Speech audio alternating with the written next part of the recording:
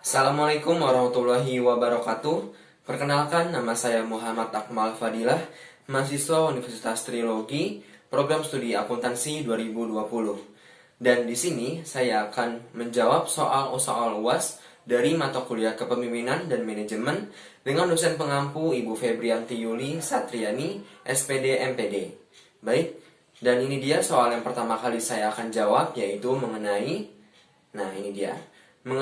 sebutkan salah satu pemimpin dalam negeri dan juga satu pemimpin luar negeri yang mempunyai upaya atau kebijakan dalam upaya penanganan COVID-19. Dan di sini saya akan mulai terlebih dahulu dari pemimpin dari dalam negeri. Baik, yang pertama dari pemimpin dalam negeri yaitu juru bicara pemerintah dalam hal penanganan COVID-19, yaitu Bapak Ahmad Yuryanto dari Kementerian Kesehatan Republik Indonesia. Dan upaya yang dilakukan ketika terjadinya COVID-19 yang pertama kali yaitu menetapkan program bekerja, belajar, dan juga ibadah dari rumah untuk mengurangi penyebaran COVID-19, kemudian membuka sarana konsultasi kesehatan secara luas untuk masyarakat yang mengalami keluhan tentang gejala-gejala COVID-19. Kemudian melakukan pembatasan sosial berskala besar yang menurut saya ini cukup baik dalam melakukan pencegahan COVID-19. Karena apa? Karena di sini kita bisa mengurangi kegiatan aktivitas bertatap muka atau bertemu secara fisik yang bisa menyebabkan penyebaran COVID-19 secara meluas. Kemudian penegakan hukum dengan bantuan aparat negara yang diperuntukkan bagi masyarakat yang melanggar protokol kesehatan yang telah ditetapkan oleh pemerintah. Kemudian pemerintah juga sudah memiliki komitmen untuk membantu para masyarakat Indonesia dalam hal ekonomi agar para masyarakat yang tertindas akibat COVID-19 bisa mengurangi beban dalam kehidupannya. Kutipan ini saya ambil dari laman websitenya Kementerian Kesehatan berikut ini. Baik, selanjutnya yaitu pemimpin dari luar negeri dan saya ambil dari Direktur Jenderal Organisasi Kesehatan Dunia atau WHO, yaitu Tedros Adhanom Ghebreyesus.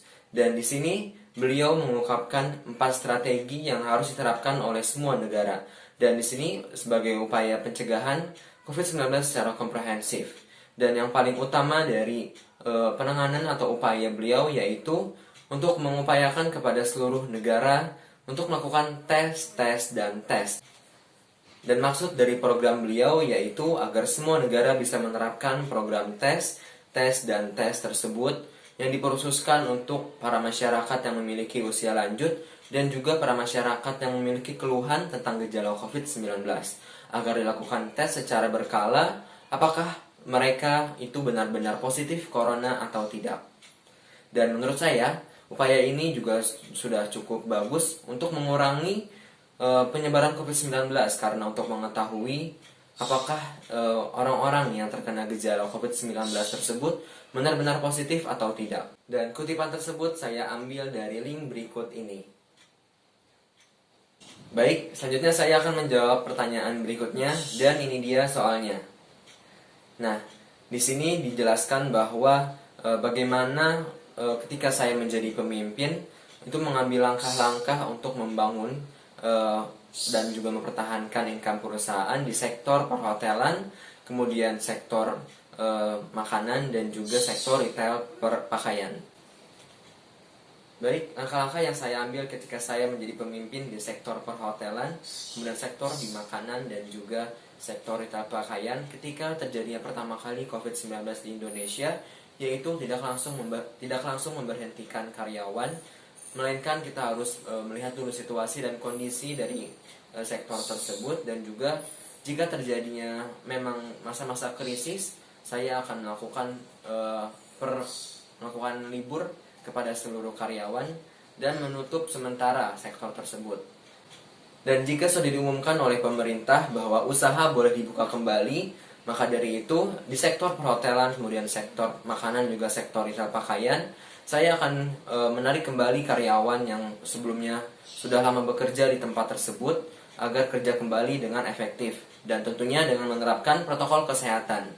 Dan untuk operasional perusahaan, untuk di sektor perhotelan mungkin saya bisa melakukan pengurangan pelanggan yang datang ke hotel, yaitu minimal contohnya seperti 20% dikurangkan dari total sebelumnya. Dan juga saya akan memasarkan kembali hotel tersebut di berbagai platform media sosial. Dan untuk sektor makanan, contohnya seperti kedai kopi, jika saya memiliki toko ataupun store sendiri, saya akan menerapkan protokol kesehatan bagi para pengunjung yang datang ke tempat saya. Dan di situ saya akan mengurangi juga kunjungan dari konsumen berapa persen minimal yang telah ditentukan oleh pemerintah, dan juga tentunya melakukan protokol kesehatan. Dan untuk sektor retail pakaian, di sini saya juga bisa mengambil keputusan bahwa kalau di sektor retail pakaian ini bisa dilakukan secara online dalam melakukan bisnisnya. Karena apa? Karena dengan pesatnya zaman sekarang ini, sudah banyak toko-toko online yang menyediakan untuk para penjual itu berjualan di toko online tersebut. Dan juga para pelanggan juga sudah ahli dalam melakukan media sosial dan juga toko online tersebut. Baik, saya akan menjawab soal selanjutnya, dan ini terakhir, ini dia soalnya. Nah, di sini bagaimana pengalaman dan juga ilmu yang didapatkan selama berkuliah di Universitas Trilogi, terusus di mata kuliah Kepemimpinan dan Manajemen. Apa yang dirasakan dan apa yang didapatkan ketika belajar mata kuliah tersebut. Baik, selama saya belajar mata kuliah Kepemimpinan dan Manajemen, banyak sekali ilmu dan juga pengalaman yang saya dapatkan, yaitu terutama belajar mengenai kepemimpinan dan juga memanajemen diri kita sebagai pemimpin yang baik itu seperti apa dalam memimpin anggota di organisasi ataupun pekerjaan. Yang tentunya sebagai seorang pemimpin itu harus menetapkan Pancasila dalam memimpin para anggotanya di organisasi ataupun pekerjaan.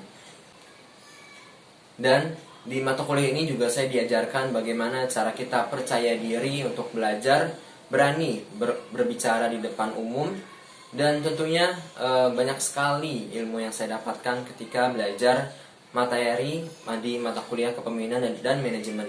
Dan untuk mata kuliah Kepemimpinan dan Manajemen ini, dalam hal tugas kelompok, kami selalu membagi-bagi tugas dalam grup WhatsApp dan selalu berdiskusi dengan materi yang diberikan untuk dikerjakan secara berkelompok. Dan dalam pembagian tugas ini kami melakukan pembagiannya secara absen berdasarkan nomor NIM di mahasiswa. Kemudahan dalam melakukan tugas kelompok secara online ini, yang pertama adalah telah banyak fitur-fitur yang disediakan oleh Play Store maupun di Google yang menyediakan kami untuk melakukan edit-edit, misal seperti video, kemudian tugas-tugas yang lainnya dalam bentuk Word ataupun yang lainnya. Dan kesulitan kami dalam melakukan tugas kelompok ini adalah yang pertama, yaitu kurang efektifnya diskusi kami melalui grup WhatsApp karena susah menyatukan pemikiran dari berbagai anggota. Dan kemudian yang kedua, sulitnya kami dalam melakukan tugas kelompok ini karena kami tidak bisa bertemu secara tatap muka, melainkan hanya bisa secara online melakukan tugas kelompok.